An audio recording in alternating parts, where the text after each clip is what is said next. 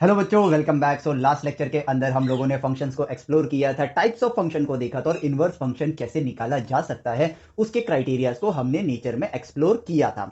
अब इस लेक्चर के अंदर हम लोग वेरियस फंक्शंस जो कि हम रियल लाइफ में एनकाउंटर करते हैं उन चीजों को हम लोग एक्सप्लोर करेंगे और वहां पे वन ऑफ द फंक्शन यानी कि पॉलिनोमियल फंक्शन जो है आपका, उस चीज को हम लोग यहां पर देखेंगे जिसका हम लोग ग्राफ, ठीक है, जिसके हम लोग ग्राफ को समझेंगे एंड फिर हम देखेंगे यहां पर उसकी डोमेन्स को एंड देन हम लोग फाइनली डोमेन के बाद आएगा हमारे रेंज को हम लोग यहां पर एक्सप्लोर करने वाले हैं। अब एक्सप्लोरेशन करने का जो हमारा वे रहेगा वो हमारी रियलिटी के साथ जुड़ा हुआ रहेगा। अब वो किस तरह से है इस बात को पहले हमें समझना होगा।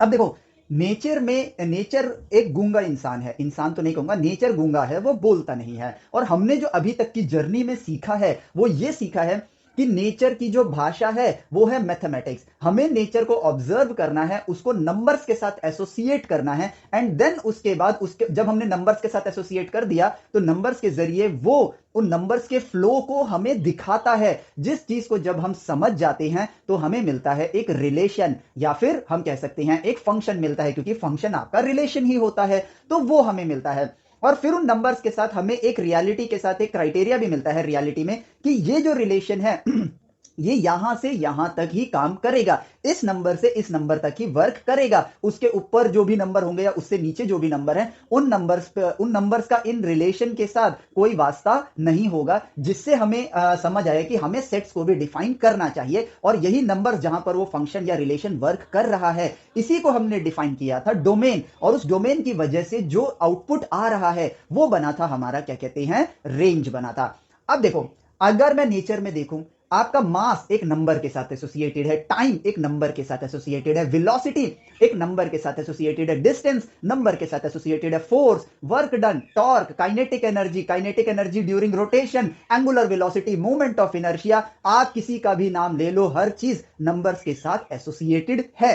अब इन नंबर्स के फ्लो को जब हम देखते हैं, से फॉर एग्जांपल अगर मैं कहूं कि मैं यहां पर खड़ा हूं और मैं कांस्टेंट वेलोसिटी से रन कर रहा हूं, कांस्टेंट वेलोसिटी से रन कर रहा हूं, तो यहां पर मुझे जो रिलेशन मिलेगा अगर मैं एक्स एक्सिस पे अपने पोजीशन को देखूं, सो आई स्टार्ट विद ओरिजिन और जो मेरा एक्स कोऑर्डिनेट होगा टाइम के साथ वो क्या आएगा, x equals velocity multiply time. So my position is a function of time, क्योंकि यहां पर ये इसको हम ये भी कह सकते हैं x has a relation with time, और अगर वेलोसिटी के साथ भी हम यहां रिलेशन बोल सकते हैं। बट क्योंकि मेरा वेलोसिटी कांस्टेंट है इसलिए मैं सिर्फ और सिर्फ ये बोल रहा हूं कि it has a relation with time. अब एक इनपुट पर एक आउटपुट मिल रहा है इसलिए मैं इसको फंक्शन बोल रहा हूं। लेकिन यहां जो समझने वाली बात है, अमूमन बच्चे इन चीजों को, ठीक है, याद करते हैं कि इस तरह का फंक्शन है तो हमें ऐसे डोमेन निकालना है, उस तरह का फंक्शन है तो ऐसे डोमेन निकालना है या रेंज निकालना है। बट ये रॉन्ग भी है। हमें फंक्शंस के असली महत्व को समझना है, हमें रिलेशन के असली महत्व को समझना है, इसका हमारी नॉलेज के साथ हमारी मैथमेटिक्स को एज अ लैंग्वेज के साथ क्या कनेक्शन है, ताकि हम आगे चल के क्रिएटर, इनोवेटर, एंटरप्रेन्योर, बिजनेसमैन या इन शॉर्ट सक्सेसफुल पीपल बन पाए। तो यहां पर इनके असली मीनिंग को हमें नेचर में ही देखना है, क्योंकि मैथमेटिक्स नेचर की भाषा होती है। अब इसी एग्जांपल पर आते हैं, तो यहां पर मेरे कोऑर्डिनेट्स का रिलेशन टाइम के साथ मिल रहा है। बट अगर मैं यहां पर कांस्टेंट वेलोसिटी की जगह कांस्टेंट एक्सीलरेशन से जाऊं तो मेरा पोजीशन क्या आएगा, लेट से जीरो टाइम पर मेरे पास एक वेलोसिटी थी, इनिशियल वेलोसिटी, तो मेरा एक्स आएगा यहां पर ut plus half eighty square. अब आप यहां पर जो चीज देख पा रहे हो वो है फ्लो ऑफ नंबर्स, ठीक है। यहां पर जो फ्लो है, अगर आप टाइम को और कोऑर्डिनेट को देखोगे तो यहां पर फ्लो आपका लीनियर है। लीनियर मतलब जितना टाइम बढ़ रहा है उतना ही एक्स बढ़ रहा है, मतलब प्रोपोर्शनल। प्रोपोर्शनल तो यहां पर भी है, लेकिन फ्लो यहां पर क्या है, अगर एक्स एक यूनिट बढ़ रहा है तो टाइम यहां पर उसका स्क्वायर यूनिट बढ़ रहा है, या फिर टाइम का जो फ्लो है, ठीक है, टाइम का जो फ्लो है वो एक्स के मुकाबले मतलब टी स्क्वायर है। इसको मैं जनरल शब्द में बोलने की कोशिश करना चाह रहा हूं और कुछ नहीं। कहने का मतलब यह है, टाइम जीरो है, ठीक है, तो यहां पर एक्स भी जीरो है, लेकिन टाइम की वैल्यू जब वन होगी तो यहां पर वन स्क्वायर का यूज करना होगा, तब हमें एक्स का कोऑर्डिनेट मिलेगा और यहां पर टी की वैल्यू को वन लेना पड़ेगा। यानी कि जो नंबर्स का एक फ्लो है, एक गति है, वो डिफाइन कर रही है दो चीजों के बीच के रिलेशन को। किसको डिफाइन कर रही है, दो चीजों के बीच के रिलेशन को। और इन्हीं चीजों को हम नेचर में स्टडी करते हैं और हमें क्या मिलता है, इन चीजों की तरह इक्वेशंस मिलती हैं, इक्वेशंस मिलती हैं। अब इन्हीं इक्वेशंस को अगर हम देखें रियलिटी में तो हमें एक बात बड़े ही अच्छे से समझ आती है कि इन इक्वेशंस को अगर मैं देखूं तो ये एक पर्सन है जो कि अगर कांस्टेंट वेलोसिटी से दौड़ेगा तो ये उसका रिलेशन बनेगा। तो इस हिसाब से, इस रिलेशन के हिसाब से मैं यहां पर एक टाइम लगा देता हूं, टाइम ले लेता हूं 10 आवर्स का, 10 आवर्स का। तो उस हिसाब से मेरा जो कोऑर्डिनेट होगा, जो मेरा पोजीशन होगा, वो निकल कर आ जाएगा। बट डोमेन, रेंज और ये सेट्स, इनका क्या रोल निकल कर आया कि एक जो पर्सन है इन रियलिटी वो कभी भी लगातार 10 घंटे नहीं दौड़ सकता है, वो भी कांस्टेंट वेलोसिटी के साथ। तो हमें यहां पर सेट्स को डिफाइन करना होगा। सेट ए कि भाई इसकी जो लिमिट है, एक बार में लगातार ये 25 मिनट दौड़ सकता है, तो 25 ना लेकर हमने 30 मिनट तक ले लिया कि भाई एक सेट डिफाइन कर दिया टाइम का कि 0 से लेकर 30 मिनट तक के लिए कर दिया, क्योंकि हर बार 25 नहीं, क्या पता कभी 26 चला जाए, कभी 24 में ही थक जाए, डिपेंड कि उस दिन उसके पास ऊर्जा कितनी है। ठीक है, तो यहां पर सेट्स क्या डिफाइन कर रहे हैं, आपकी रियल लाइफ या फिर फिजिकल या फिर उस परिस्थिति की लिमिटेशंस को डिफाइन करने के लिए सेट्स को बनाया गया है। क्योंकि 10 आवर की जो वैल्यू है वो इक्वेशन को तो सॉल्व कर सकती है, बट वो रियलिटी में एग्जिस्ट नहीं करती है। तो एक फंक्शन के, एक रिलेशन का रियलिटी के साथ कनेक्शन कौन बना रहा है, सेट्स बना रहे हैं। और डोमेन भी क्या है, एक सेट ही तो है, जिसमें यह पता चलता है कि इस फंक्शन के लिए कौन सी वैल्यूज एप्लीकेबल होंगी।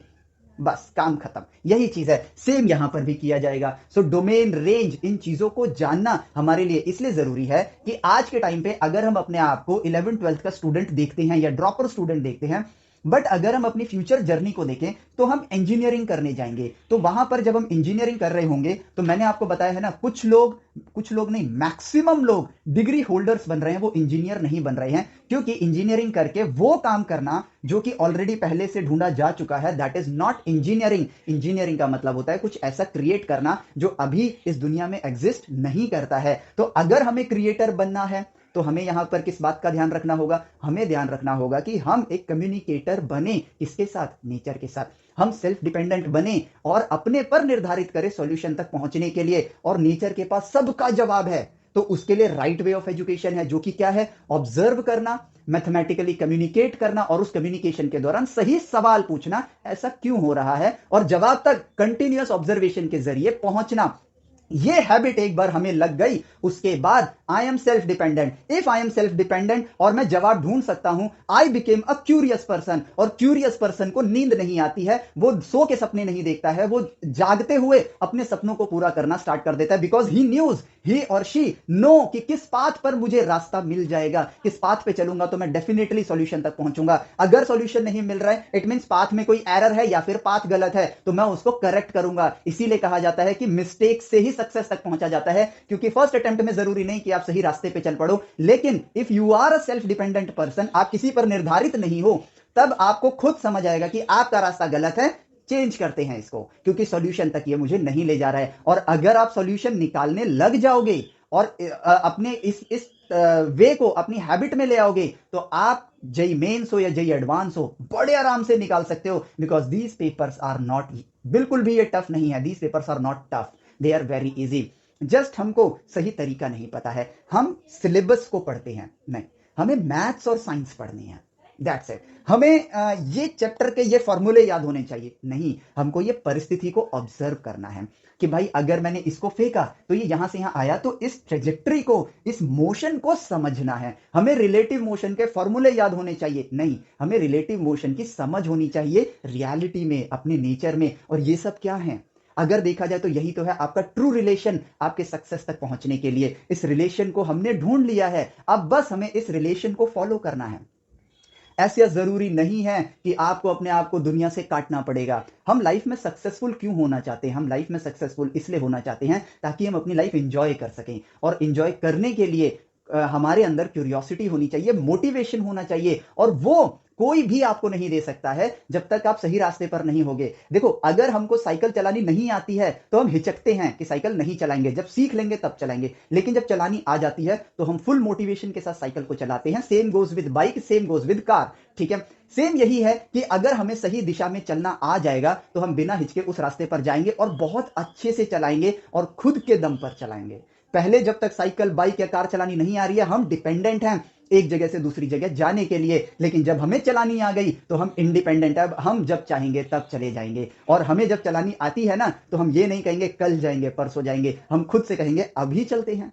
सो यही होता है हमारी एजुकेशन के साथ। All you need to do is build an habit of observing, asking the right question, why, with the language of mathematics. ठीक है, आपको नेचर को ऑब्जर्व करना है, सही प्रश्न पूछना है, ऐसा क्यों होता है, किस भाषा के तहत, मैथ्स की भाषा के तहत। और मैथ्स के अंदर भी यही करना है कि जितनी मैथ्स आती है उसके जरिए नेचर से कम्युनिकेट करना है, ताकि और मैथमेटिकल लैंग्वेज नेचर से आप सीख सको। This is the way, this is the relation to crack any exam in the world. इस दुनिया में एग्जाम टफ तभी होता है जब आपको ज्ञान नहीं होता है। एग्जाम का ज्ञान है आपके पास, वो एग्जाम इजी हो जाता है। एज सिंपल एज दैट, यही है वो रिलेशन, काम खत्म।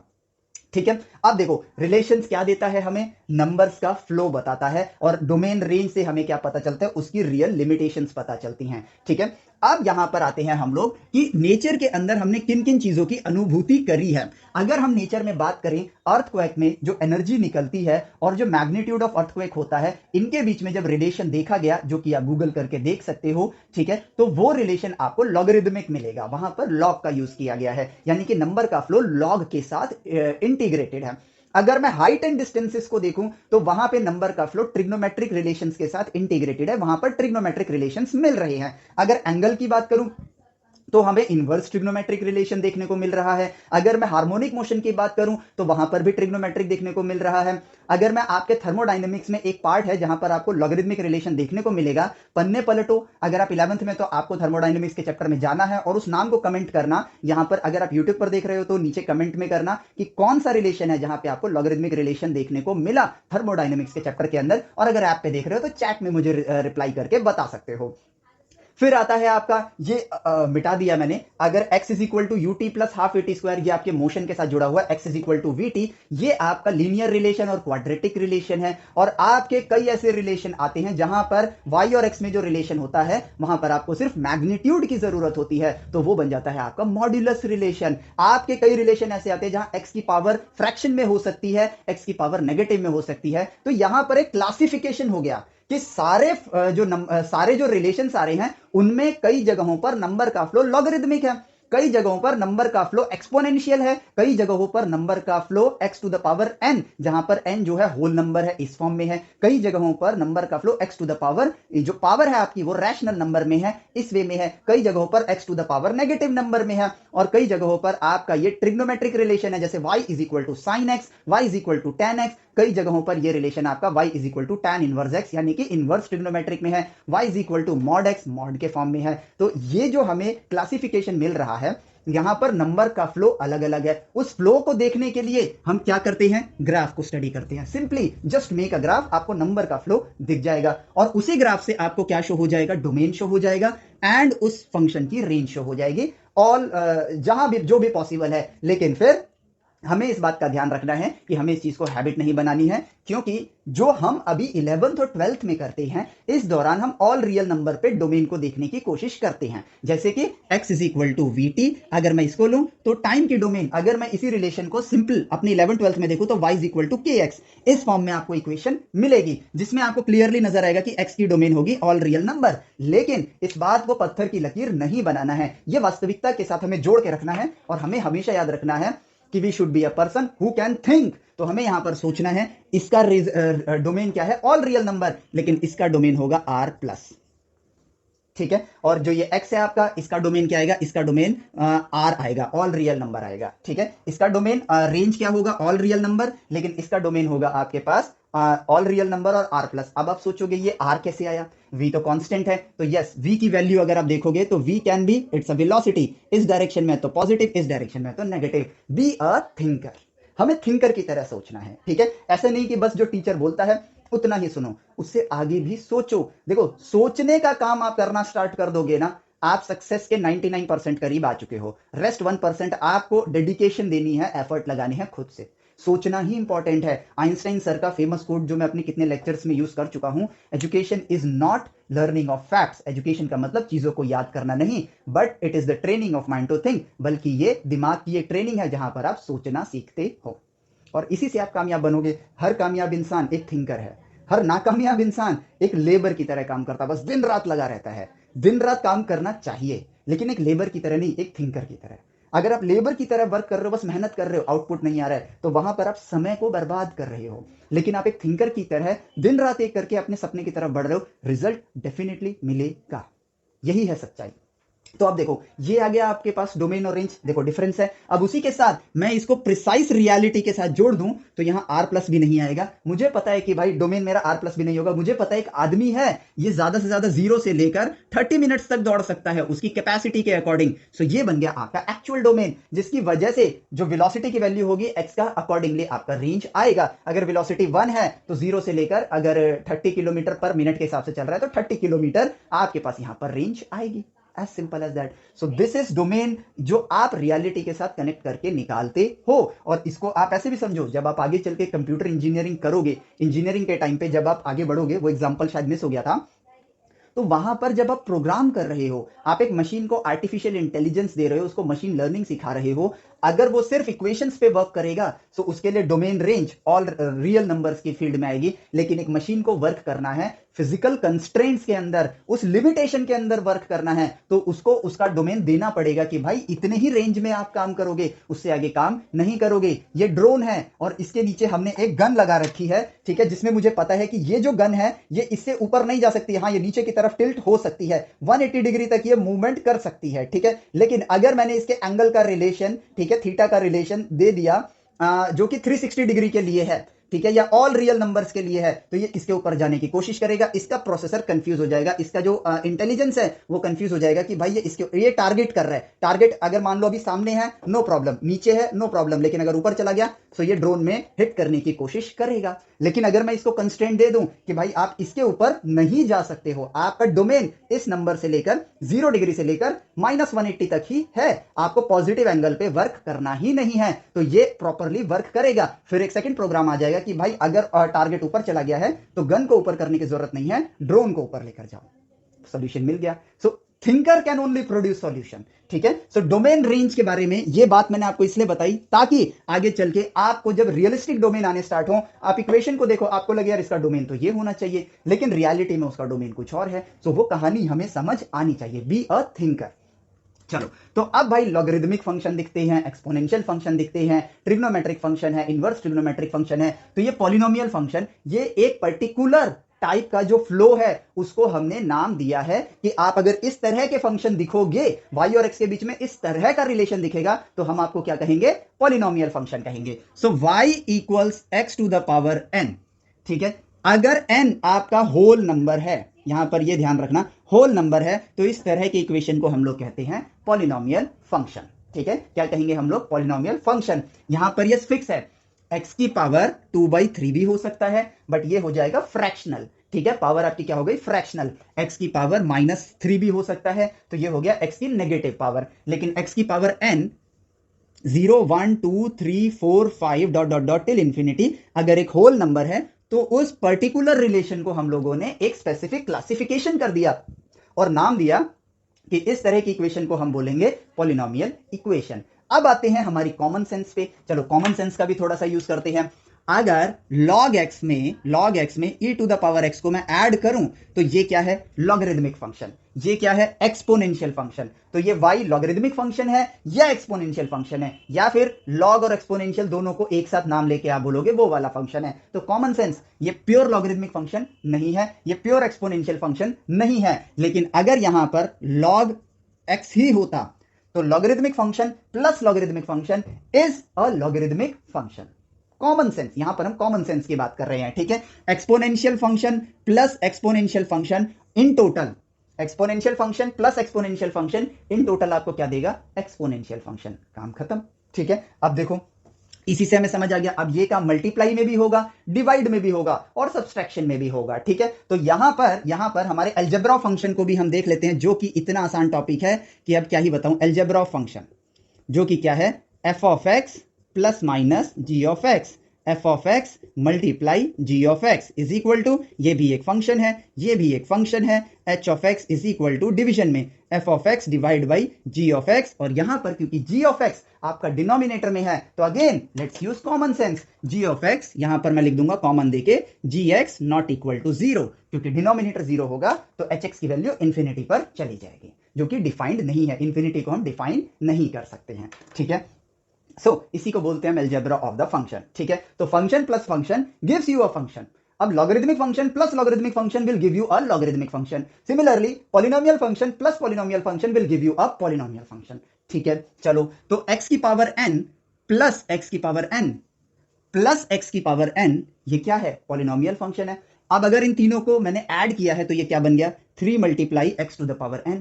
सो यानी कि एक कांस्टेंट कोफिशिएंट अगर x की पावर n के आगे मल्टीप्लाइड है, it is itself a polynomial function. क्योंकि इसका मतलब जानो, ये 3 का मतलब क्या है? x की पावर n को आपने 3 टाइम्स ऐड किया है। अगर मैं इसमें x to the power n minus 1 add कर दूं तो ये यहां पर n क्या है? होल नंबर है। होल नंबर में से 1 सब्ट्रैक्ट करूंगा तो क्या मिलेगा मुझे? 0 छोड़ के।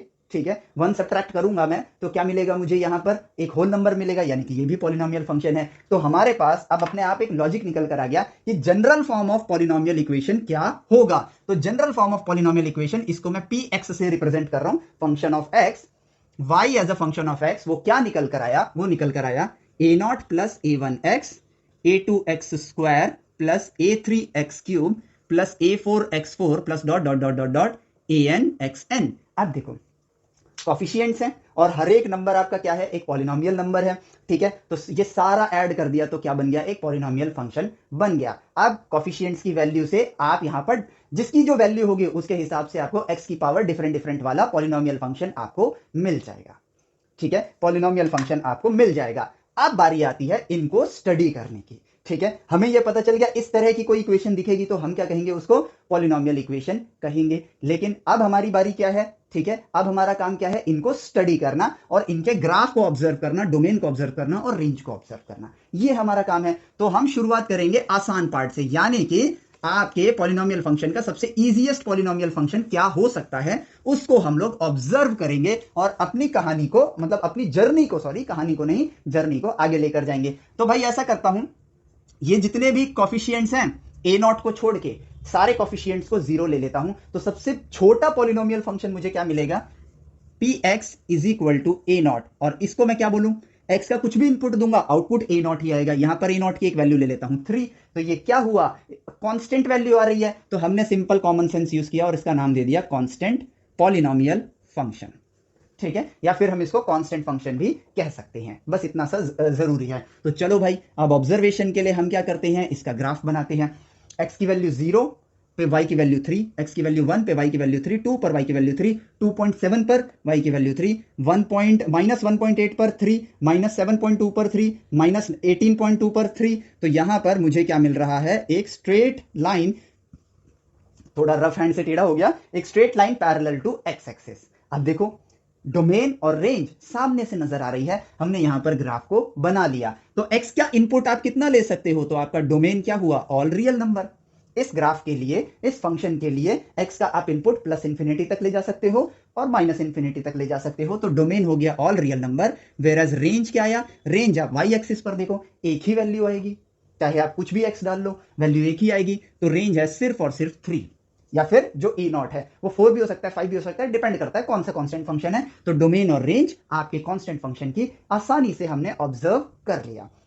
अब यहां पर ये चीज याद नहीं करनी है, अच्छा कांस्टेंट फंक्शन का डोमेन r होता है, रेंज कांस्टेंट नंबर होता है, नहीं। यहां पर आपको ये चीज देखनी है कि हम ऑब्जर्व कर रहे हैं। अब अगले लेवल पर जाएंगे, ठीक है, जो कि होगा जिसमें आप a1 की वैल्यू भी 0 नहीं करोगे तो आपको मिलेगा एक लीनियर फंक्शन। ठीक है, क्या मिलेगा? एक लीनियर फंक्शन मिलेगा, जिसका नामकरण क्यों किया गया वो भी हम लोग देखेंगे। तो अगला लेवल जो होगा वो हमारा आता जाएगा। उसके बाद क्वाड्रेटिक देखेंगे, फिर क्यूबिक देखेंगे, फिर बाई क्वाड्रेटिक देखेंगे, एंड सो ऑन। आगे हम कैसे बढ़ रहे हैं और क्या पता हमें कोई पैटर्न भी नजर आए, तो उस पैटर्न को भी हम लोग ऑब्जर्व करेंगे, जिससे हमारी पढ़ाई एक्चुअल में सही डायरेक्शन में होगी और एक्चुअली में हम ये समझ पाएंगे कि इनकी डोमेन और रेंज ऐसी क्यों होती है और इनको सॉल्व करने के लिए मैथमेटिशियंस ने सिंपल सी बुद्धि का प्रयोग करके कैसे इसके सॉल्यूशन तक पहुंचे थे। वरना वो क्या लगेगा हमें कि अच्छा क्वाड्रेटिक है, ये वाली ट्रिक लगा लो, ऐसे सॉल्व कर देना, देखो आंसर आ जाएगा। तो बी एन ऑब्जर्वर, पूरे पाथ को देखना है, ओरिजिनल पाथ को देखेंगे हम लोग। ठीक है, चलो तो भाई यहां पर कांस्टेंट फंक्शन इजी सा पार्ट इजीली ऑब्जर्व हो गया।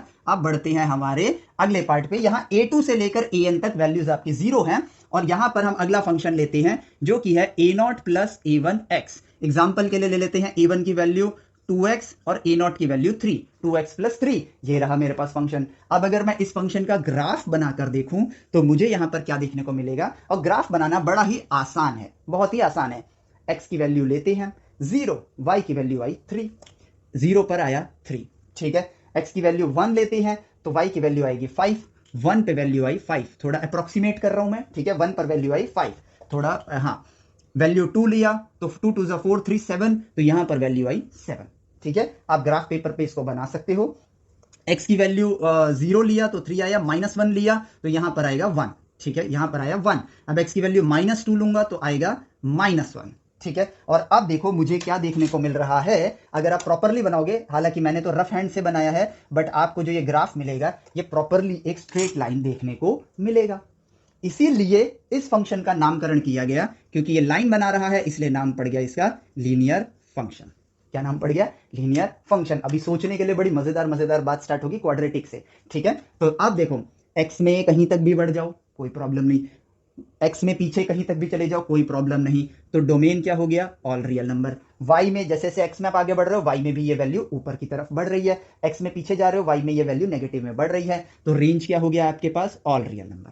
सो डोमेन एंड रेंज आ गया, ठीक है। डोमेन एंड रेंज देखो आ गया, और हमने ग्राफ को भी ऑब्जर्व कर लिया। अब बढ़ेंगे हम अगले पड़ाव पर, जो कि है हमारा क्वाड्रेटिक इक्वेशन, ठीक है, जिसको हम लोग कहते हैं क्वाड्रेटिक इक्वेशन। और ऐसा मैं क्यों बोल रहा हूं? क्योंकि क्वाड्रेटिक इक्वेशन आप ऑलरेडी 10th ग्रेड में पढ़ चुके होते हैं, इसलिए मैं इसका नाम ले रहा हूं, ठीक है। सो अगला फंक्शन लिया मैंने f of x equals a0 plus a1x plus a2x square. Example के लिए आपके प्रॉपर फॉर्मेट में लिख देता हूं, ठीक है। जैसे कि ले लो 2x square plus 4x plus 3, 2x square plus 4x plus 3, हमने ये इक्वेशन ले लिया, ठीक है।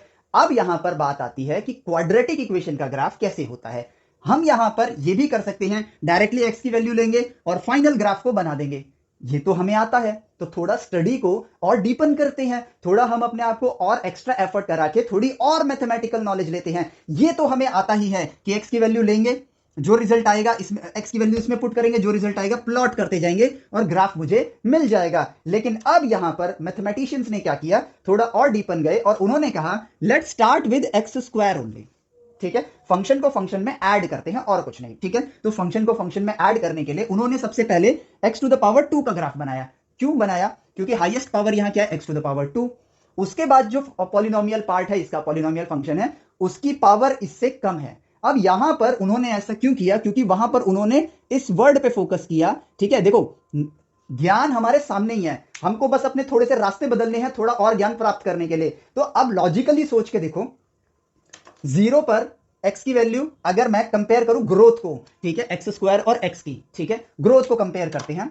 0 पर दोनों की वैल्यू 0 है, ठीक है। 1 पर दोनों की वैल्यू अभी भी सेम है, 1 है, लेकिन 2 पर वैल्यू इसकी तो 2 है, एक्स की तो 2 है, लेकिन एक्स स्क्वायर की 4 हो जाएगी, ठीक है। यानी कि इसकी ग्रोथ, एक्स स्क्वायर की जो ग्रोथ है कंपैरेटिवली एक्स से क्या है? ज्यादा है, ठीक है। अब 3 पे जाएंगे तो x तो 3 पर ही जाएगा, लेकिन जो x स्क्वायर है वो 9 पे चला जाएगा। अब देखो ग्रोथ और भी एक्सपोनेंशियली एक्सपैंड हो रही है, यानी कि x स्क्वायर में से अगर x को मैं माइनस करूं तो वैल्यू आपकी बढ़ेगी ही बढ़ेगी, वो घटेगी नहीं, वो बढ़ेगी, और प्लस करूं तो भी बढ़ेगी, यानी कि सब 1 के आगे। अब 1 के नीचे चलते हैं, 0 और 1 के बीच में चलते हैं, क्योंकि 0 पर भी वैल्यू सेम थी और 1 पर भी वैल्यू सेम थी, ठीक है। तो क्या इनके बीच में खुद ही क्वेश्चन जनरेट होता है, क्या 0 और 1 के बीच में x और x स्क्वायर की वैल्यू सेम आ रही थी या बड़े छोटे थे ये? तो यहां पर हम लॉजिक पकड़ते हैं कि 0 पर एक्स स्क्वायर की वैल्यू सेम है, और मैं थोड़ा सा 1 थोड़ा दूर लूंगा तो 1 1 यहां पर है, ठीक है। This coordinate is 0,0, this coordinate is 1,1, ठीक है। x की वैल्यू भी 0 पर 0 ही थी, y की वैल्यू सॉरी एक्स स्क्वायर की वैल्यू भी 0 0 थी, और 1 1 था, दोनों जगह सेम थी। अब अगर x का ग्राफ देखो तो भाई जो x की वैल्यू होगी वही y की वैल्यू होगी, तो ये रहा मेरे पास y is equal to x. लेकिन एक्स स्क्वायर को देखो तो 0.1 को लेता हूं मैं, ठीक है। 0.1 पे x वाले केस में क्या आएगा? 0.1, लेकिन x स्क्वायर में क्या आएगा? 0.1 का स्क्वायर, जो कि होगा 0.01, जो कि 0.1 से छोटा होता है, 0.1 से छोटा होता है। यानी कि एक्स स्क्वायर का ग्राफ x के नीचे आएगा, यानी कि जो पॉइंट आएंगे वो इसके नीचे होंगे। 0.2 पर चलते हैं, 0.2 x में क्या देगा? 0.2, लेकिन एक्स स्क्वायर में क्या देगा? 0.04, जो कि 0.2 से छोटा होता है, ठीक है, जो कि अगेन इसके नीचे ही रहेगा। और इसी तरीके से 0.9 पे चलते हैं, 0.9 पे क्या मिलेगा आपको? 0.9 का स्क्वायर इज 0.81, जो कि 0.9 से छोटा है लेकिन 0.9 के करीब है। तो यानी कि ये ग्राफ आपका कुछ इस तरीके से जाएगा, ये देखो। तो ये स्ट्रेट लाइन बन गया एक्स का ग्राफ, ये बन गया एक्स स्क्वायर का ग्राफ। यानी कि ग्रोथ को अगर हम देखें, एक नई नॉलेज हम लोग ले रहे हैं। सो ग्रोथ ऑफ एक्स ठीक है, यहां पे मैं ग्रोथ लिख देता हूं, growth of x is greater than growth of x square, ठीक है, growth x square when x is less than 1 greater than 0, ठीक है। इवन जब आप एक्स क्यूब में देखोगे, ठीक है, तो अगर मैं पॉइंट 1 पे जाऊं, पॉइंट 1 पे एक्स पे क्या आएगा 0.1, एक्स स्क्वायर पे क्या आएगा 0.01, लेकिन एक्स क्यूब पे क्या रहेगा 0.001, जो कि एक्स स्क्वायर से भी छोटा है, यानी कि greater than growth of x to the power cube. अब देखो पैटर्न देखने को मिल रहा है, 0 से 1 के बीच में जिसकी पावर जितनी बड़ी होगी उसकी ग्रोथ छोटी होगी, लेकिन 1 के बाद चलें तो x में क्या आएगा, जैसे 2 पर गए तो x तो यहां पर वैल्यू देगा, 2 पर 2 वैल्यू देगा, लेकिन एक्स स्क्वायर क्या देगा 4 देगा, वेयर एज एक्स क्यूब क्या देगा, ध्यान से देखो, 2 2 4, 4 2 8, तो x पे आया 2, एक्स स्क्वायर पे आया 4 और एक्स क्यूब पर आया 8, तो वो उससे भी गया, यानी कि जब x आपका ग्रेटर देन इक्वल टू 1 होगा, इक्वल टू हटा देते हैं, इक्वल टू पे तो सबकी वैल्यू सेम रहेगी, x की पावर n में जो कुछ भी ले लो सबकी वैल्यू 1 आनी है, ठीक है, तो x greater than 1, growth of GRO, growth of x to the power 3 is greater than growth of x to the power 2 greater than growth of x to the power 1, as simple as that। तो देखो observation हो रही है, observation हो रही है, और यहां से अब हम ग्राफ को बनाने में हमें कितनी इजीनेस रहेगी, ये है एक्चुअल ऑब्जर्वेशन के थ्रू लिया गया लर्निंग, ना कि हमने बस ये पकड़ा दिया कि बस ये याद कर लो आपका काम हो जाएगा, नहीं, यहां पर चीजों को फील करना जरूरी है, ठीक है। अब देखो ग्रोथ को हमने समझ लिया है, अब बारी आती है इनके ग्राफ को देखने की, तो ग्राफ को देखते हैं, दोबारा ना बनाना पड़े इसलिए ध्यान से रब कर रहा हूं, ठीक है। हाँ, तो भाई ग्राफ तो आपको दिख ही रहा है, अभी मैं सिर्फ एक्स स्क्वायर का ग्राफ बनाऊंगा, जो कि आपको कुछ ऐसा दिखेगा, 2 पर इसकी वैल्यू 4 होगी, ठीक है, जो कि ये आपका कुछ इस तरीके से ऊपर जाएगा, ठीक है, वेयर एज माइनस एक्स में चलते हैं तो -1 पे इसकी वैल्यू +1 होगी, ठीक है, और देखो यहां पर आपका ये ग्रोथ इसी तरीके से दिखाएगा, ठीक है। हाँ, ग्रोथ में एक और बात आई, नेगेटिव जोन में क्या, x लेस देन 0 से 1 में क्या, तो 0 से 1 में अगर आप देखोगे x को और इसको एक्स स्क्वायर को अगर आप देखोगे तो ये काम आपके लिए भी है, क्यूब में भी देखना, x टू द पावर 4 में भी देखना, ये टास्क आपको दे रहा हूं, ग्रोथ ऑफ x, ठीक है, and growth of x square, ठीक है। अब यहां पर आप एक काम करो, अगर तो मैं कह दूं कि आपको सिर्फ मैग्नीट्यूड देखना है, प्लस माइनस साइन को नहीं देखना है, ठीक है, सिर्फ मैग्नीट्यूड देखना है, प्लस माइनस साइन को नहीं देखना है, ठीक है, तो भाई दोनों की ग्रोथ क्या है, 0 के इधर जो था, 0 से 1 के बीच में एक्स स्क्वायर छोटा था, एक्स बड़ा था, और 1 के बाद एक्स स्क्वायर बड़ा हो गया, एक्स छोटा हो गया, सेम 0 से -1 में एक्स स्क्वायर छोटा रहेगा एक्स से, और उसके आगे -1 के आगे एक्स स्क्वायर बड़ा हो जाएगा एक्स से, ठीक है। और अगर हम साइन के साथ देखें तो जितनी इसकी वैल्यू है उतनी x में उसकी वैल्यू उससे ज्यादा होगी, ठीक है। अब इसमें x की वैल्यू अभी 1 कहां है मेरा, यहां पर है, ठीक है, तो 1 मेरा यहां पर है, ये रहा 1 वाले, -1 वाले केस में ही ये वाली लेंथ और ये वाली लेंथ आपकी क्या होगी, इक्वल होगी, और इससे पहले हमेशा ये वाली लेंथ जो होगी, ऊपर वाली जो लेंथ है वो नीचे वाली लेंथ से क्या होगी, छोटी होगी मैग्नीट्यूड में, क्योंकि वैल्यूज को हमने यहां पर ऑलरेडी देख लिया है, वैल्यूज को हमने ऑलरेडी देख लिया है। सो दिस लेंथ, ये जो ऊपर वाली लेंथ है, that will be smaller than, मैं नीचे वाले रीजन को ब्लू कलर से शेड कर देता हूं, इन लेंथों से छोटी होगी, यानी कि दिस एरिया, अगर मैं एरिया वाइज बात करूं, ये है area 1 and this is area 2, so area 1 will be less then area 2 magnitude के फॉर्म में, और नंबर्स के फॉर्म में तो भैया माइनस में जो नंबर होगा ये नंबर उल्टा प्लस में होगा, ठीक है। तो अगर हम प्लस माइनस के फॉर्म में देखें तो हमें लगेगा ये छोटा ये बड़ा है, बट यहां से एक और लॉजिक निकल कर आया, ठीक है, कि अगर इसकी वैल्यू आ रही है -0.9 और इसकी वैल्यू आ रही है 0.81, तो यहां पर आप छोटे बड़े का खेल नहीं खेल सकते हो कि ये लेस देन या ग्रेटर देन है, यहां पर आपको जरूरत ही है मैग्नीट्यूड की, तो इस परिस्थिति के लिए आपको मैग्नीट्यूड देखना पड़ेगा, तो वहां पर आ जाएगा this one is greater than 0.81, ठीक है। थिंकर्स, रियलिटी के साथ कनेक्शन, हमें लगता है क्यों कर दिया भाई, ये ऑब्जर्व किया तो समझ आया, बिना ऑब्जर्व किए पढ़ेंगे क्यों किया, ये क्या रीजन है इसके पीछे, ऑब्जर्वर बनो, रीजन खुद ब खुद मिलेगा, ठीक है। तो ग्रोथ आप लोग देख चुके हो, ठीक है। अब देखो, अब इस ग्रोथ की कहानी को देखें, तो अगर मैं एक्स स्क्वायर का ग्राफ देखूं ये रहा, और एक्स का ग्राफ देखूं तो वो ये रहा, ठीक है। अब आप जानते हो कि एक्स स्क्वायर की वैल्यू एक्स इससे बड़ी होगी। अब अगर मैं एक्स स्क्वायर में एक्स को ऐड करूं और यहां पर अपनी ऑब्जर्वेशन के तहत मैं देखूं तो हाईएस्ट पावर इज 2, तो मैं यहां लिखूंगा इस चीज को, क्या पता इससे मुझे कुछ जानने को मिल जाए, हाईएस्ट पावर इज 2। तो अगली चीज जो मैं ले रहा हूं वो ऐसी एक्स की वैल्यू एक्स ले रहा हूं जिसकी पावर हाईएस्ट पावर से छोटी होगी, क्योंकि अगर बड़ी हुई तो वो बन जाएगा हाईएस्ट पावर। तो हाईएस्ट पावर अगर 2 है तो अगला पॉलिनोमियल इक्वेशन जो मैं ले रहा हूं, फंक्शन जो मैं इसमें ऐड कर रहा हूं, वो उससे छोटी पावर का है। यानी कि 1 के आगे, ये 1 वाली लाइन पे मुझे एक वो बनाना पड़ेगा, यहां पे मैं डॉटेड लाइंस बना लेता हूं, यानी कि 1 वाले पॉइंट के आगे, ठीक है, आगे, उसके आगे और -1 के पीछे growth of highest power will be greater than growth of lower power.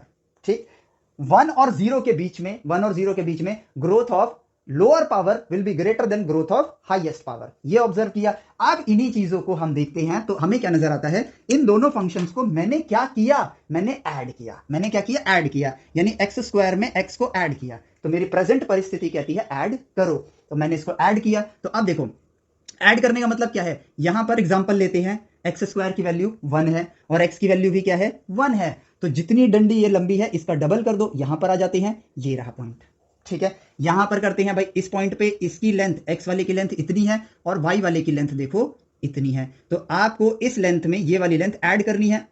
यहां से ये लेंथ उठाई, ऊपर गए और ये रहा वो पॉइंट, यहां पर वो आ गया। इस तरीके से आप क्या करोगे, ऐड करोगे। तो हर जगह वो पॉइंट कैसे आएगा, इस तरीके से आपको डॉट्स देखने को मिलेंगे। यहां पर भी वही काम करना है, इस लेंथ में ये वाली लेंथ ऐड करनी है। तो भाई यहां पे आए, यहां पर आ गया। अब 0 पे चलते हैं, 0 पे दोनों की लेंथ क्या है, 0 है, तो उसकी फाइनली लेंथ क्या आएगी, 0 आएगी।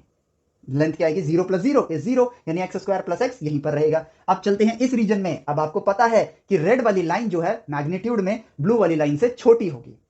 ठीक है, तो अब ये रेड वाली लाइन इतनी बड़ी है बट ब्लू वाली लाइन उससे भी बड़ी है। तो ओवरऑल ये क्या होगा, अगर मान लो एग्जांपल के लिए लेता हूं, ये +3 है और ये -4 है, तो आपका ओवरऑल नीचे कोऑर्डिनेट क्या आएगा, -1 आएगा। तो इसलिए जो आपका डॉट बनेगा एक्स स्क्वायर प्लस एक्स का, वो एक्स एक्सिस के नीचे बनना स्टार्ट होगा। ठीक है, तो वो यहां बन गया, यहां बन गया, यहां बन गया। और जब आप -1 पर आओगे तब देखो क्या होगा, ये लेंथ और ये लेंथ अब फाइनली इक्वल हो गए। तो इसका मतलब यहां पर इसमें से इतनी लेंथ मैं सब्ट्रैक्ट करने वाला हूं, क्योंकि एक का साइन पॉजिटिव है तो एक का साइन नेगेटिव है। तो मैं कहां जाऊंगा, ओरिजिन पर जाऊंगा, यानी कि 0 पर जाऊंगा। और अब लॉजिक पकड़ना, यानी कि अगर ये कर्व, ओहो रफ हैंड है इसलिए थोड़ा हिल रहा है, शेक हो रहा है, नीचे गया है और यहां पे 0 पे था, वापस 0 पर आना है, यानी कि ये टर्न लेकर वापस 0 पर आएगा। और उसके बाद हम जानते हैं कि भाई इसकी ग्रोथ मैग्नीट्यूड में इससे क्या है, ज्यादा है, यानी कि बड़ी लाइन में से छोटी लाइन माइनस करूंगा तो डॉट्स कहां मिलेंगे, ऊपर मिलेंगे। तो ये कर्व फाइनली इस तरह से ऊपर चला गया।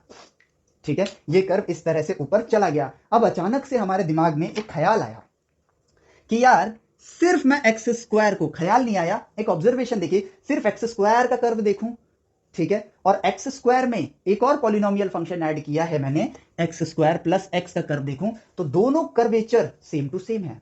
दोनों कर्वेचर क्या आ रहे हैं, सेम टू सेम आ रहे हैं। तो यहां पर एक्स स्क्वायर में एक्स के ऐड होने से कर्वेचर का पैटर्न चेंज नहीं हुआ, कर्वेचर का पैटर्न चेंज नहीं हुआ। यानी कि इसका कहने का मतलब क्या हुआ कि हाईएस्ट पावर जो होती है, अब देखो ऑब्वियस सा, अब लॉजिक के साथ कनेक्ट करो, this is the highest power. ठीक है, इसकी ग्रोथ उससे ज्यादा रहेगी, इसकी ग्रोथ उससे ज्यादा रहेगी, मतलब जो उससे कम पावर वाला पॉलिनोमियल पार्ट है उससे ज्यादा रहेगी। तो अगर प्लस माइनस करेंगे तो इसी का कर्व डोमिनेट करेगा। वो कहां डोमिनेट नहीं कर पा रहे, इस रीजन में बस। ठीक है, तो जो भी आड़ा टेढ़ा बनना होगा वो इस रीजन में बनेगा, या फिर इसके आगे अगर कोई कांस्टेंट मल्टीप्लाई किया जाता तो उसकी वजह से रीजन थोड़ा सा बड़ा छोटा हो जाता है, या फिर अप डाउन करना स्टार्ट कर देता है। ठीक है, तो ग्राफ की मूवमेंट्स भी हम देख रहे हैं। तो इससे एक आइडिया लगा कि यार हाईएस्ट पावर आपको बता सकती है कि ग्राफ का कैरेक्टर किस तरह का होगा। हाईएस्ट पावर आपको बता सकती है, इस ऑब्जर्वेशन से हम समझ पा रहे हैं कि उस ग्राफ का कैरेक्टर किस तरह का होगा। इसलिए हमने एक नए टर्म को डिफाइन किया, डिग्री को। किसको डिफाइन किया, डिग्री को। इसलिए हम अब पूछेंगे आपसे कि डिग्री ऑफ फंक्शन क्या होता है। तो डिग्री ऑफ फंक्शन यहां पर है 2। ठीक है, क्यों किया ऐसा, अभी हम क्यूबिक और बाई क्वाड्रेटिक देखेंगे, वहां पे भी और क्लियर होगा। ठीक है, तो यहां पर अगर x⁻2 is the highest power in this equation, अगर x⁻2 है तो यहां पर इसकी डिग्री क्या होगी, x की जो हाईएस्ट पावर है वो डिग्री होगी, जिससे मैं ये बता पाऊंगा कि भाई इसका जो कर्व है, इस शेप को हम लोग पैराबोलिक शेप कहते हैं। तो इसका जो शेप है that is parabolic in nature. जिससे मैं क्या हासिल कर रहा हूं, अगर इसका शेप पैराबोलिक है तो मैं ये बता सकता हूं कि भाई अगर इस ब्लैक वाले कर्व को देखूं मैं, ठीक है, तो मुझे क्लियरली नजर आ रहा है कि जो इसमें जो y की वैल्यू है वहां पर एक मिनिमम वैल्यू है, मिनिमम वैल्यू आ रही है। टू y की वैल्यू कहां तक जा रही है, इंफिनिटी तक जा रही है, इंफिनिटी तक जा रही है। So this will become my range, ये बन गई देखो मेरी रेंज। सो रेंज क्या निकला, मिनिमम वैल्यू टिल इंफिनिटी। अगर यही ग्राफ के आगे पूरा प्रॉपरली माइनस लगा होता तो ये ग्राफ आपका ऐसे बनता। तो इससे मुझे क्या आइडिया मिल रहा है कि इसकी एक मैक्सिमम वैल्यू है, मैक्सिमम वैल्यू है, ऑब्जर्व करो, टिल माइनस इंफिनिटी। तो उस केस में रेंज क्या होता मेरे पास, उस केस में रेंज होता मेरे पास ये वैसा वाला ब्रैकेट आएगा, minus infinity to maximum value. देखो डोमेन रेंज का हम पता कर पा रहे हैं, ठीक है। तो डिग्री के जरिए हम कैरेक्टर ऑफ द ग्राफ का पता लगा सकते हैं। इसलिए हम लोगों को एक छोटा सा टॉपिक कि degree of the polynomial function क्या होता है, और वो क्यों निकल कर आया, एक्स स्क्वायर डिग्री 2 का पॉलिनोमियल फंक्शन है। अब यहां पर आया डिग्री बाद में टर्म आया, लेकिन एक्स स्क्वायर हो या एक्स स्क्वायर प्लस एक्स हो, ठीक है, आपको दोनों कर्वेचर पैराबोलिक ही मिल रहे हैं, इसलिए हमने डिफाइन कर दिया टर्म क्या, डिग्री, ठीक है। अब बारी आती है उसमें कांस्टेंट ऐड कर दो, ठीक है। चलो तो भाई ये जो ग्राफ बना है आपका ब्लैक कलर का, अगला पार्ट आपने उससे भी छोटा पॉलिनोमियल फंक्शन ऐड किया, क्योंकि हाईएस्ट पावर आपकी डिग्री है, ठीक है, एक्स आप कर चुके हो। अब बारी आती है 3 को ऐड करने की, चलो 3 को ऐड कर दिया, तो जहां पर इसकी वैल्यू 0 थी वो 3 यूनिट ऊपर चली जाएगी, इसकी वैल्यू यहां पर थी वो 3 यूनिट ऊपर चली जाएगी, इसकी वैल्यू यहां थी 3 यूनिट ऊपर चली जाएगी, इसकी वैल्यू यहां थी 3 यूनिट ऊपर चली जाएगी, इसकी वैल्यू यहां थी 3 यूनिट ऊपर, 3 यूनिट ऊपर, 3 यूनिट ऊपर, 3 यूनिट ऊपर। तो जो ग्राफ है एग्जैक्टली सेम ग्राफ है, बस 3 यूनिट ऊपर चला गया। अगर -3 कर देता तो 3 यूनिट नीचे चला जाता, यानी कि ये वाला पार्ट जो है सिर्फ y में अप डाउन करवा रहा है। अगेन रेंज क्या रहेगी, minimum value till infinity, minus infinity to maximum value. Depend करता है कि आपका ये फंक्शन ऊपर की तरफ माउथ ओपन कर रहा है या नीचे की तरफ ओपन कर रहा है, जो कि इसके लिए हम लोगों ने क्या डिफाइन किया, डिग्री। अब देखो अगले पड़ाव पर आते हैं कि यार डोमेन की बात करें, डोमेन तो क्लियरली दिख रहा है कि भाई इस ग्राफ को ऑब्जर्व करें, एक्स में जाओ इंफिनिटी तक, एक्स में जाओ माइनस इंफिनिटी तक, तो डोमेन क्या हो गया आपके पास, डोमेन हो गया आपके पास ऑल रियल नंबर, ठीक है। लेकिन जो अभी तक हम जान पाए हैं कि इसकी मिनिमम वैल्यू होगी, और या फिर अगर उल्टी तरफ फेस करेगा तो मैक्सिमम वैल्यू होगी, तो वो कैसे निकाला जाए, तभी तो हम प्रॉपर रेंज डिफाइन कर पाएंगे। तो this is my new problem, now I need to find the solution. तो सॉल्यूशन को ढूंढने के लिए अब हम क्या करेंगे, अपने मैथमेटिकली नेचर से कम्युनिकेट करेंगे, जो भाषा हमें आती है उसकी मदद से, ठीक है। तो भाई हमने 10th ग्रेड में एक चीज सीखी थी, ठीक है, क्वाड्रेटिक इक्वेशन को पढ़ा था हमने, ठीक है। और उससे पहले हमने 8th ग्रेड में ये चीज सीखी थी कि यार x प्लस ए का अगर मैं होल स्क्वायर करता हूं, जो भाषा हमें आती है हम उसी के जरिए सीख सकते हैं आगे। ऐसा तो नहीं है कि आगे की भाषा सीखूंगा तब पीछे की चीज समझ आएगी, पीछे की चीज से ही आगे की भाषा बनी है। तो पहले हम अपने पीछे की भाषा पे जाएं, तो यहां पर आता है एक्स स्क्वायर प्लस ए स्क्वायर प्लस 2ax, ठीक है। तो हम जानते हैं कि हम इसको ऐसा लिख सकते हैं और इसको ऐसा लिख सकते हैं, ठीक है। मेरे पास एक क्वाड्रेटिक इक्वेशन है, और उस क्वाड्रेटिक इक्वेशन के अंदर मुझे क्लियरली दिख रहा है कि मेरे पास एक्स स्क्वायर भी है और ये भी है, यानी कि प्रॉपरली ऐसा नहीं है लेकिन इसके जैसा दिख रहा है। तो हमने यहां पर क्या किया, ह्यूमन इंटेलिजेंस का यूज किया, ह्यूमन इंटेलिजेंस या फिर एप्टीट्यूड कह लो, उसका यूज किया। और कैसे किया, अब हमने एक यही वाला एग्जांपल ले लिया, 2x square plus 4x plus 3, ठीक है, ये एग्जांपल ले लिया। तो हमने कहा यार कि परफेक्ट स्क्वायर के लिए x के आगे कोई टर्म नहीं होना चाहिए, ठीक है। तो हम क्या करते हैं, human intelligence, x square plus 4/2x plus 3/2 कर देते हैं, ठीक है। अब ये बन जाएगा मेरे पास 2x, तो यहां पर आया 2x square plus 2x plus 1.5, ठीक है। मैंने कहा एक्स स्क्वायर है और इस 2x को 2ax से कंपेयर करूं तो मैं यहां पर 2x तो होना चाहिए, तो a क्या हो जाएगा, मैं यहां पे लेता हूं 2 × 1 × x। अब यहां पर 1 आ गया, तो अब हमने कहा यहां तो 1.5 है, चलो एक काम करते हैं, +1 का स्क्वायर -1 का स्क्वायर ऐड और सब्ट्रैक्ट कर देते हैं, ताकि ये दोनों क्या रहें, सेम टू सेम रहें। अब इसको देखो, इसको देखो और इसको देखो, क्या बन गया, ये बन गया फाइनली मेरे पास एक परफेक्ट स्क्वायर। सो ये बना 2x + 1 का होल स्क्वायर, और 1.5 - 1 क्या बन जाएगा, प्लस में 0.5, या फिर मैं सिंपली लिखता हूं 1/2। 0.5 आपके पास 1/2 होता है। जस्ट अब इनको मल्टीप्लाई कर दो, तो ये बन जाएगा 2x + 1 का होल स्क्वायर प्लस 2 × 1/2 इज 1, और ये क्या बन गया, y = दिस। अब मैंने कहा चलो भाई अपने ह्यूमन इंटेलिजेंस का यूज करते हैं, ये इक्वेशन परफेक्ट स्क्वायर वाले फॉर्म में आ गई। तो अब अपने लॉजिकली बात करूं मैं, तो ये है एक परफेक्ट स्क्वायर, ये है एक परफेक्ट स्क्वायर, ठीक है, ये है एक परफेक्ट स्क्वायर जिसकी सबसे छोटी वैल्यू क्या हो सकती है, जिसकी सबसे छोटी वैल्यू हो सकती है 0, तो 0 मल्टीप्लाई 2 0 ही देगा। ठीक है, सबसे छोटी वैल्यू इसकी क्या हो सकती है 0, और 0 में क्या ऐड हो रखा है +1, तो y की मिनिमम वैल्यू क्या आएगी आपके पास +1। काम खत्म। यानी कि इसकी रेंज क्या हो गई, इसकी रेंज हो गई 1 से लेकर इंफिनिटी, 1 से लेकर इंफिनिटी तक हो गई। देखो कितना सिंपल सा लॉजिक है।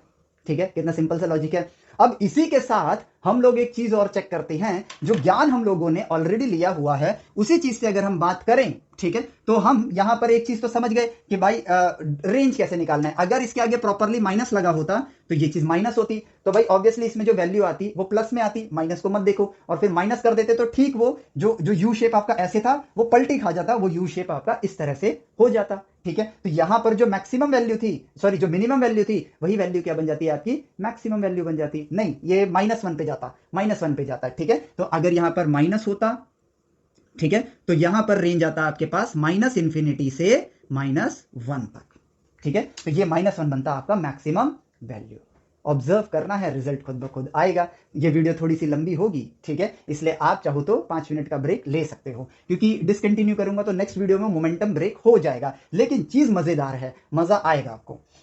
सो अब देखो, तो भाई यहां पर डोमेन रेंज कैसे निकलेगा, ऑब्जर्वेशन के जरिए हम लोगों ने ढूंढ लिया, जहां पर हमने ह्यूमन इंटेलिजेंस का भी यूज किया है। अब इसी चीज से कहते हैं ना, हमें आइडिया लेना चाहिए कि आगे और क्या ज्ञान लिया जा सकता है। y की मिनिमम वैल्यू 1 है, तो मैंने यहां पर ग्राफ बनाया, ठीक है, ग्राफ बनाया, और मैंने कहा यार y की मिनिमम वैल्यू 1 है, ठीक है, और ये ग्राफ जो होगा ये इस तरह से मूव करेगा, यानी कि y की वैल्यू कभी भी 0 नहीं होगी। फिर याद आया, हाँ यार, जब y की वैल्यू 0 होती है तो वहां पर जो x के कोऑर्डिनेट्स आते हैं उनको हम लोग कहते हैं रूट्स।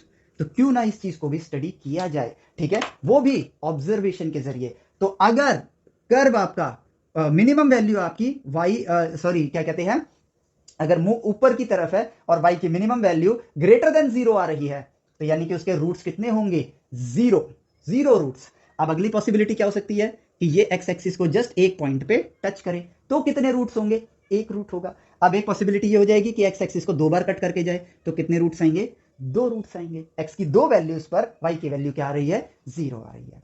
सो देखो यहां पर एक क्वाड्रेटिक इक्वेशन के अंदर 2 रूट्स हो सकते हैं, रियल रूट्स, एक रूट भी हो सकता है रियल रूट, 0 रूट्स भी हो सकते हैं, 0 रियल रूट्स भी हो सकते हैं। तो यहां से हमने कहा कि यार अब हम थोड़ी सी लर्निंग और लेते हैं कि अगर मुझे क्वाड्रेटिक इक्वेशन को देखना है तो मैं अपनी जनरल नॉलेज का यूज करूं, जो मेरे पास 8वीं 9वीं 10वीं में आया था, कि लीनियर इक्वेशन को अगर लीनियर इक्वेशन के साथ मल्टीप्लाई किया जाए तो मुझे मिलता है क्वाड्रेटिक इक्वेशन। ठीक है, क्वाड्रेटिक इक्वेशन। अगर उसमें एक और लीनियर इक्वेशन ऐड कर दी जाए तो मुझे मिलेगा क्या, cubic equation, x multiply x multiply x, x to the power 3। अगर एक और कर दिया जाए, यहां सी करता हूं, x प्लस डी, तो क्या मिलेगा मुझे, बाई क्वाड्रेटिक मिलेगा। ठीक है, और इस फॉर्म में लिखने से मैं चारों रूट्स को आसानी से बता सकता हूं। कैसे, अगर मैं ये y है इक्वल टू 0 कर दूं तो ये 0 बनेगा, यानी x equal to minus d, x equal to minus c, x equal to minus A, x equal to minus b. ये आ गए आपके पास रूट्स, तो हम यहां से इनके जरिए स्टडी कर सकते हैं। अब ऐसा क्वाड्रेटिक इक्वेशन बनाना है मुझे जहां सिर्फ एक ही रूट हो, तो उसके लिए मैंने क्या लॉजिक लगाया, लॉजिक क्या लगाया, ऑब्जर्वेशन, रूट एक ही है x माइनस ए, तो जस्ट उसका स्क्वायर कर दो, बन गया क्वाड्रेटिक इक्वेशन। एक ही रूट आया ना, x माइनस ए में x माइनस ए मल्टीप्लाई कर दो, आपके पास क्या आएगा, एक क्वाड्रेटिक इक्वेशन जिसमें x की पावर तो 2 होगी, लेकिन रूट आपके पास सिर्फ एक ही होगा, रूट आपके पास सिर्फ एक ही होगा। और अगर आपके पास ऐसी इक्वेशन चाहिए आपको जो कि जिसमें आपका कोई भी रूट ना हो, तो वो कैसे बनाओगे आप, वो बनाने के लिए आपको यहां पर जैसे ax square plus B X plus C है, तो हमने 10th में पढ़ा है कि B square minus 4ac should be greater than equal to 0, तो आप क्या करो, इसको लेस देन कर दो। ठीक है, तो b square should be less than 4ac। अब अपनी पॉसिबिलिटीज को निकाल लो, ए की वैल्यू अगर आपने 1 लिया, 1 ले लिया, सी की वैल्यू को आप एक काम करो 2 ले लो, ठीक है, और 4 इंटू 1 इंटू 2 2 हो जाता है, मल्टीप्लाई 4 ले लो, 4 क्या होगा, 4 2 जा 8 हो जाएगा, 4 तो यहां पर आएगा 8, तो बी स्क्वायर की वैल्यू 8 से छोटी होनी चाहिए। तो यहां पर मैं बी की वैल्यू क्या ले लेता हूं, जिसका रिजल्ट 8 से छोटा हो, 2 का स्क्वायर 8 से छोटा होता है, तो मैंने यहां पर b की वैल्यू 2 ले ली। तो यहां पर a की वैल्यू लिया था 1, c की वैल्यू 2, तो यानी कि एक्स स्क्वायर प्लस b क्या है मेरे पास 2x प्लस c की वैल्यू क्या है मेरे पास 2, ये लो, आ गया मेरे पास ऐसा क्वाड्रेटिक इक्वेशन जिसमें कोई भी रूट नहीं है। अपने परमुटेशन कॉम्बिनेशन लगा सकते हो, मल्टीपल रूट्स आप जनरेट कर सकते हो। ठीक है, अब चलते हैं, डोमेन और रेंज हमें समझ आ गया। अब बढ़ते हैं अगले पड़ाव पर जो कि है आपका क्यूबिक इक्वेशन। ठीक है, तो अब हम इसके ग्राफ को एक नए नजरिए से देखेंगे। स्क्वायर के अंदर हमने एडिशन सब्ट्रैक्शन करने का एक नया नजरिया देखा था। अब क्यूबिक के अंदर हम लोग एक और नए नजरिए से आगे बढ़ेंगे और उसको स्टडी करेंगे। हर टाइप की इक्वेशन के साथ एक नया नजरिया बिल्ड करेंगे। प्रीवियस नजरिया यहां पर भी काम करेगा, तो इसी बहाने एक एक और नए नजरिए को हम बिल्ड करते हैं। ठीक है, अब मैं लेता हूं क्यूबिक इक्वेशन पॉलिनोमियल फंक्शन जो कि है a0 plus a1x plus a2x square plus a3x cube. ये किस टाइप का इक्वेशन है? इसको नाम दिया हमने, जैसे सबको नाम दे रहे हैं इसको भी नाम दे रहे हैं क्यूबिक पॉलिनोमियल फंक्शन। ठीक है, इसको नाम दे दिया क्यूबिक पॉलिनोमियल फंक्शन। अब बारी आती है इसको स्टडी करने की। ठीक है, तो चलो भाई, ये क्यूबिक फंक्शन को हम कैसे बना सकते हैं? तो क्यूबिक फंक्शन को बनाने का सिंपल तरीका, x इक्वल टू ए लिया मैंने। ठीक है, x इक्वल टू बी लिया मैंने, x इक्वल टू सी लिया मैंने। ठीक है, ये मैंने क्यों लिया ऐसा वो भी मैं बताता हूं। मैं ऐसा क्यूबिक पॉलिनोमियल फंक्शन बना रहा हूं जिसके रूट्स, अब रूट्स के सहारे हम आगे बढ़ते हैं। ठीक है, जिसके रूट्स कितने हैं? 3 हैं।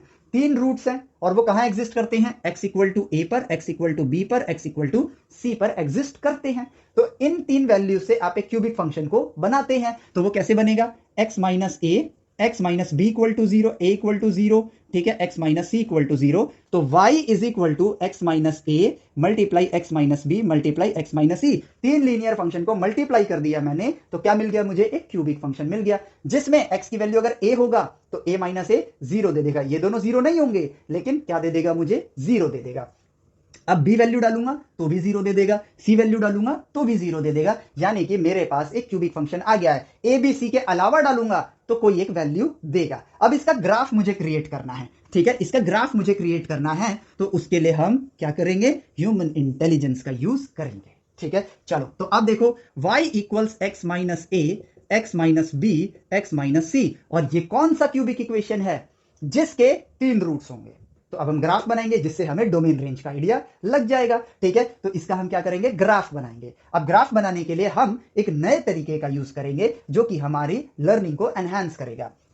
तो भाई ए ले लेता हूं मैं यहां पर, बी ले लेता हूं मैं यहां पर, सी ले लेता हूं मैं यहां पर। ठीक है, चलो एक्स का कोऑर्डिनेट लेते हैं हम ए से छोटा, एक्स का कोऑर्डिनेट हम ए से छोटा लेते हैं। तो एक्स जो है वो ए से छोटा है।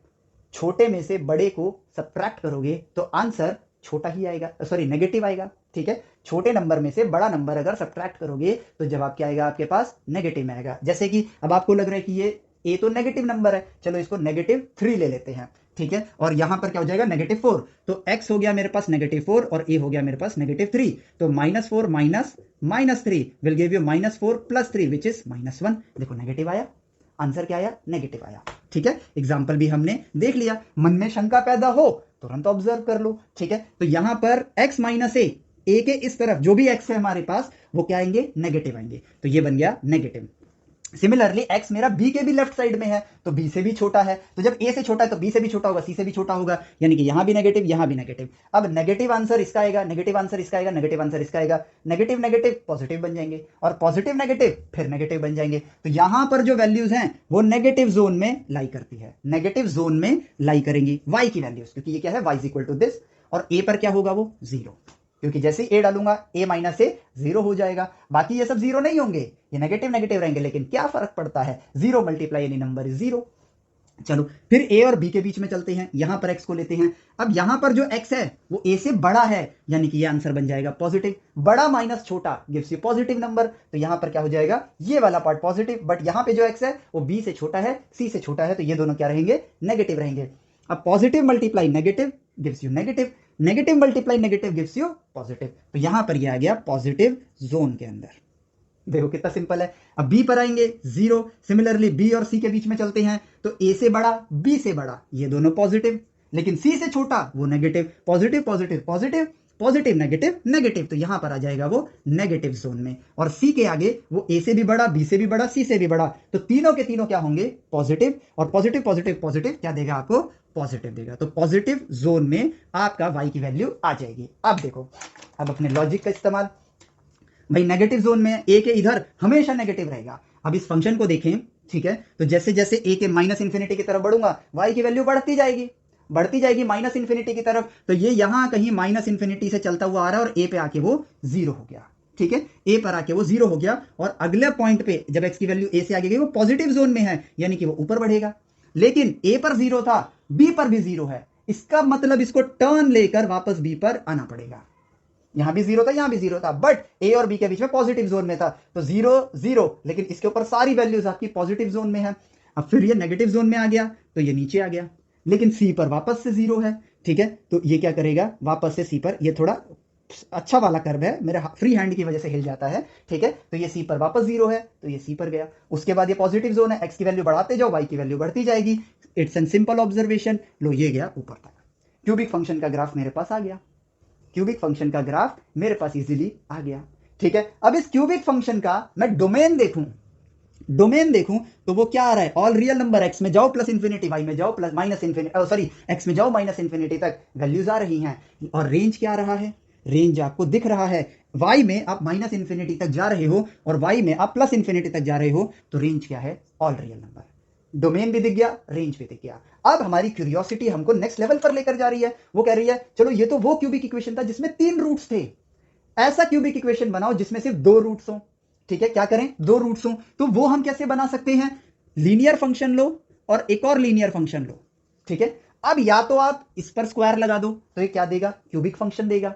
ठीक है, या फिर आप इस पे स्क्वायर लगा दो, ये दोनों अलग अलग क्यूबिक फंक्शन है, लेकिन दोनों में 2 ही रूट्स हैं आपके पास। ठीक है, इससे जो इक्वेशन मिलेगी और इससे जो इक्वेशन मिलेगी वो अलग होगी। ठीक है, उनके ग्राफ भी अलग होंगे और ये आप लोगों का टास्क भी होगा, मैं एक का ग्राफ बनाऊंगा, आप दूसरे का ग्राफ बनाओगे और दोनों ग्राफ को आप अपनी सेल्फ स्टडी के लिए कंपेयर करोगे कि क्या डिफरेंस आया है, उससे भी आपको लर्निंग मिलेगी। ठीक है, तो चलो अब यहां पर हम सी को हटा देते हैं, सी को हमने यहां से हटा दिया। ठीक है, सी को हटाते हैं, चलो ये रहा मेरे पास। ठीक है, अब देखो भाई, मैं लेता हूं ये वाला पार्ट, x माइनस ए का square multiply y minus b, ये है मेरे पास y। ठीक है, रूट्स कितने हैं, अब रूट्स हैं आपके पास, इसके लिए रूट्स हैं आपके पास 2।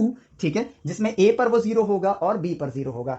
a के इधर x की वैल्यू लेते हैं, जस्ट ध्यान से देखो, a के इधर वैल्यूज है, अब x माइनस ए क्या होगा, नेगेटिव होगा, वही लॉजिक, बट नेगेटिव का स्क्वायर पॉजिटिव हो जाएगा, नेगेटिव मल्टीप्लाई नेगेटिव पॉजिटिव हो जाएगा। ठीक है, और y माइनस बी, क्योंकि x जो है b से छोटा है इसलिए नेगेटिव आएगा, positive multiply negative is negative, तो ये कहां है, नेगेटिव जोन में है। ठीक है, a पर 0 हो जाएगा, a और b के बीच में यहां पर चलते हैं, वो उससे बड़ा है, अब पॉजिटिव है, पॉजिटिव का स्क्वायर भी पॉजिटिव होता है, बट अगेन b से वो छोटा है, यानी कि b से वो क्या होगा, नेगेटिव रहेगा, तो यानी कि यहां पर क्या हो जाएगा आपके पास, अगेन वही, ये पॉजिटिव बट ये नेगेटिव, तो रिजल्ट क्या आएगा, नेगेटिव, तो यहां पर भी वो जोन क्या लेगा, नेगेटिव जोन लेगा। और b के आगे चले जाएंगे तो वो a से बड़ा है, ये पॉजिटिव, a से बड़ा है, x माइनस ए पॉजिटिव, और b से भी बड़ा है इसलिए x माइनस बी भी पॉजिटिव, तो फाइनली b के आगे ये क्या आ जाएगा, पॉजिटिव जोन में आ जाएगा। अब ग्राफ को ऑब्जर्व करते हैं और क्या देखने को मिलता है उसको देखते हैं। नेगेटिव इंफिनिटी से वैल्यू आ रही है, a पर आके वो 0 हो गई, a पर आके वो 0 हो गई, लेकिन a के आगे भी वो नेगेटिव जोन में है, इसलिए यहीं से वो पलटी मारेगा और नीचे चला जाएगा। b पर वो वापस से 0 है, यानी कहीं आकर उसको वापस से एक टर्न लेना होगा और b पर उसको क्या होना होगा, 0, और उसके बाद वो आगे बढ़ जाएगा, क्योंकि पॉजिटिव जोन में आ गया है। 1 रूट 2 रूट, काम खत्म।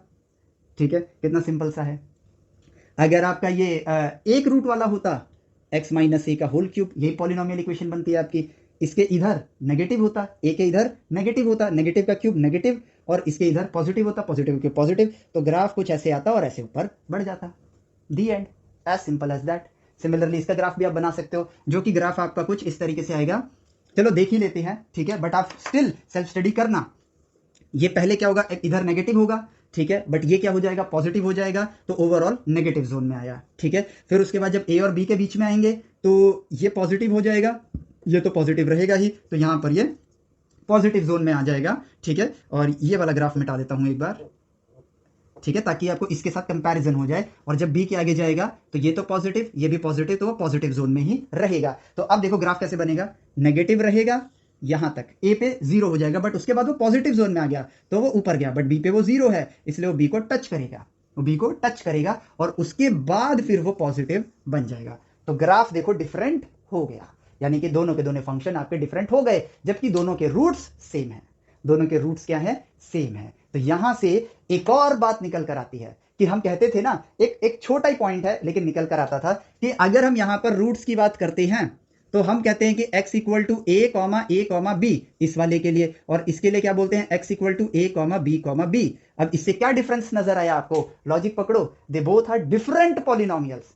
अगर भाई मैं सिर्फ कहता कि यार इसका रूट a बी है और इसका रूट भी a बी है, तो हमें लगता है ये दोनों पॉलिनोमियल सेम है, बट वो सेम नहीं है। इनके रूट्स लिखो भाई b बी, a बी, यानी कि a वाला जो पार्ट है उस पर स्क्वायर लगा हुआ है, x माइनस a पर स्क्वायर लगा है, और b बी है यानी कि b वाले पार्ट पर स्क्वायर लगा हुआ है। छोटे छोटे ईस्टर एग्स छुपे हुए हैं ऑब्जर्व करने के लिए। हमारा काम है ऑब्जर्व करना, और डोमेन रेंज, ऐसी नॉलेजेबल पार्ट्स जो हम सोचते हैं कि ऐसा करा क्यों है, उनको हम ढूंढ सकते हैं अगर हम ऑब्जर्वर बने तो चलो यहां पर डोमेन दिख गया, रेंज दिख गया, हमने क्यूबिक फंक्शन को भी ऑब्जर्व कर लिया, और आपके लिए टास्क है कि आपको यह काम फिर से करना है, लेकिन सेल्फ।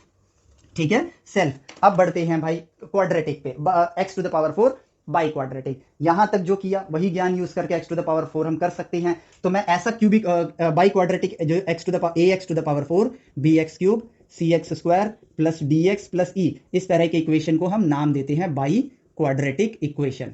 नाम याद ना भी रहे फर्क नहीं पड़ता है, ज्ञान समझो, ज्ञान होना चाहिए बस। ठीक है, नाम याद रहे या ना रहे फर्क नहीं पड़ता है। ठीक है, अब देखो इस तरह की इक्वेशन तक पहुंचने के लिए मैं एक परिस्थिति लेता हूं, बाकी परिस्थितियां आप खुद लोगे और उसको सॉल्व करोगे। ठीक है, सो अब आप क्या देखोगे कि मैं लेता हूं ऐसा बाई क्वाड्रेटिक इक्वेशन जिसमें 4 रूट हैं, तो x minus a, x minus b, अब थोड़ा फास्ट करूंगा, x minus c, x minus d, y is equal to this.